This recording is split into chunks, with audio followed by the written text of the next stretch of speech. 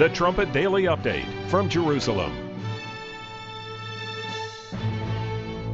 Hello again, this is Stephen Flurry reporting from Jerusalem. Back in the States, as Americans finalize plans for a happy 4th of July, they might want to keep an eye on the fireworks that have been launched this week in Iran. This is how Iran responds to the West's economic pressure, by test launching missiles that can hit Israel.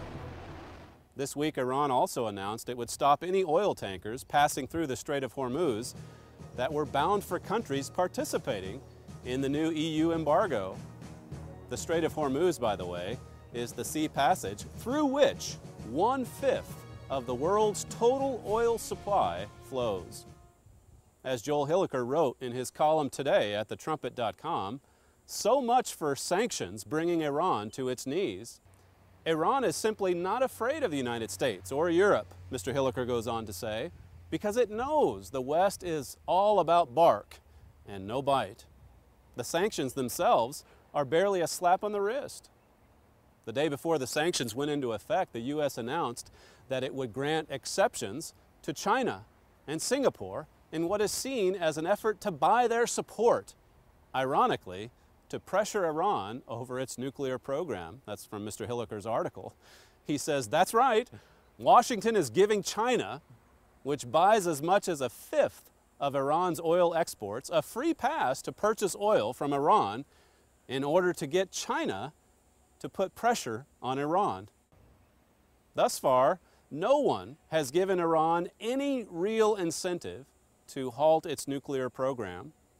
As two analysts at the Washington Institute recently wrote, in Tehran's eyes, both parties, especially the United States, want a deal with Iran more than Iran wants a deal with them. Iranian leaders also see no prospect of military action anytime soon, certainly not before the U.S. elections in November. Even after November, they believe Western leaders will be so worried about the potential impact a war would have on their fragile economies that they will step back from confrontation. That was from June 26th. The bottom line is Iran will never stop its quest for nuclear weapons. Any political wheeling and dealing is nothing but a smoke and mirrors act to stall for time. Statement after statement from the Iranian government has made it clear what their true end goal is. And now they're backing it up. They're backing all of that up with aggressive action.